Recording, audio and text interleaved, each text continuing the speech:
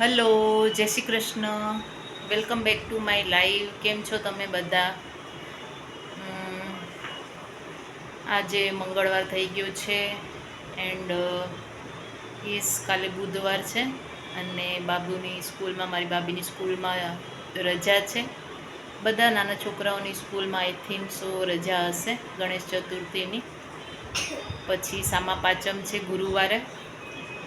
Yes, જો કોઈને કદાચ ખબર ના હોય તો સામા પાંચમ ગુરુવારે છે. ઉપવાસ કરતા હોય અને ફાસ્ટ રાખતા હોય, આઈ મીન ટુ સે, અને કદાચ યાદ ના રહ્યું હોય કે કેલેન્ડર ના જોયું હોય તો ગુરુવારે સામા પાંચમ છે.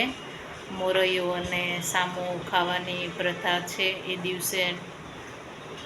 પર્ટિક્યુલરલી ફિમેલ્સ માટે છે આ વ્રત. તમે બધા જાણતા જ હશો એકચ્યુઅલી. બસ કાંઈ નહીં. તો આજે મંગળવાર છે અને આજે મેં ગવારનું શાક બનાવ્યું હતું સવારે. અગેન મેં પહેલાં દિવસે રાજકોટમાં જે રીતની રેસિપી હતી એ રીતે જ મેં આજે પણ બનાવ્યું હતું, લસણ વગર, વિધાઉટ ગાર્લિક.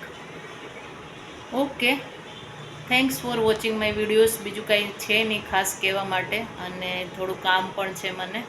તો મળીએ નેક્સ્ટ ડેલી રૂટીન વ્લોગમાં અથવા ટી ટાઈમ વ્લોગમાં.